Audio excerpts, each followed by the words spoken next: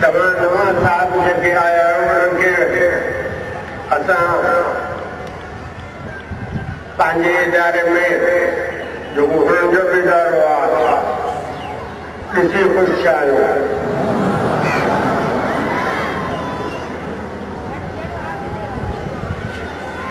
यादि इलाही ज़रूरी आहे। निमाज़ फर्ज़ आहे ऐं ज़िक्र सिलसिले कादे वारे जो करणु ज़रूरी आहे हर हाल में। ऐं ज़िक्र जो अॼु बारी ताला ज़िक्र करण जे नियत खे ॾिसी नवाज़ींदो आहे। वेनती कजे त तव्हां बि ज़िक्र करे पाण खे बारी ताला खां ख़ासि नवाज़ो हासिल करो। सिलसिले कादरी जो ज़िक्र हमेशा सांझी जे निमाज़ खां पोइ ऐं सुबुह जे निमाज़ खां अॻु या नाश्ते जे वक़्तु कबो आहे। 11 पढ़ी गौसल आज़म खे बख़्शबा आहिनि। हू पंहिंजी निस्बत खे क़ाइमु करे ला इलाहा इल्लल्लाह मुहम्मद रसूलुल्लाह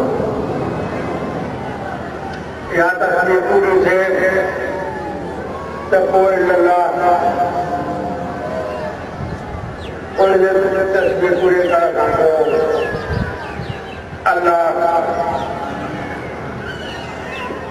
उन खां पोइ हू उमेद थी कजे त ज़िक्र तवजो सां कंदा, नियत खे हमेशा साफ़ रखंदा ऐं ज़िक्र खां पोइ का बि शख़्सी अर्ज़ न कयो वेंदो आहे। ज़िक्र बारी ताला ख़ुदि हुनजो मुआवज़ो ॾींदो आहे। जिन ज़िक्र ऐं फ़िक्र कया बारी ताला उनजे रसूलनि खे आवाज़ थो करे त तव्हां बि कोशिशि कयो त हाणे नसलनि खे बारी ताला आवाज़ करे।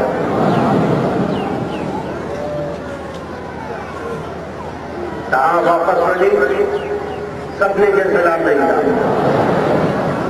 कंहिं जमायत दरगाह मदरसो ऐं मोदी साहबनि जा वाइदा ॻाल्हियूं पंहिंजे पाणे में ॿुधाईंदा त जीअं उहे बि सम्झनि त असुलु हो किथां जा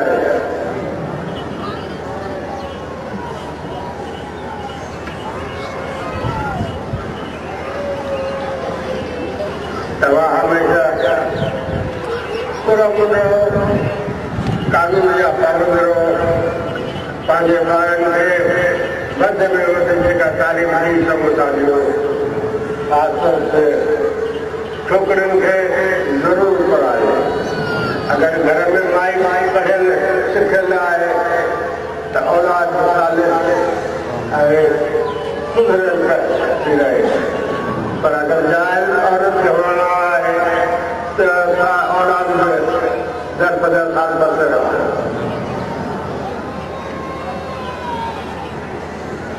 पंहिंजे पाड़े वारे जी हमेशा मदद कयो, उन्हनि जा ख़ैर अंदेश रहो त उहो बि तव्हांजो वक़्त ते साथ ॾे ऐं तव्हां वांगुरु तव्हांजो ख़ैर ख़्वाह ऐं दुआ हुजे।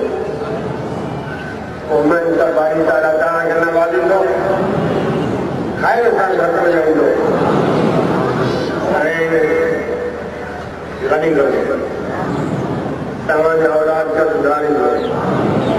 तव्हांखे खुश नसीब करो। अल्लाह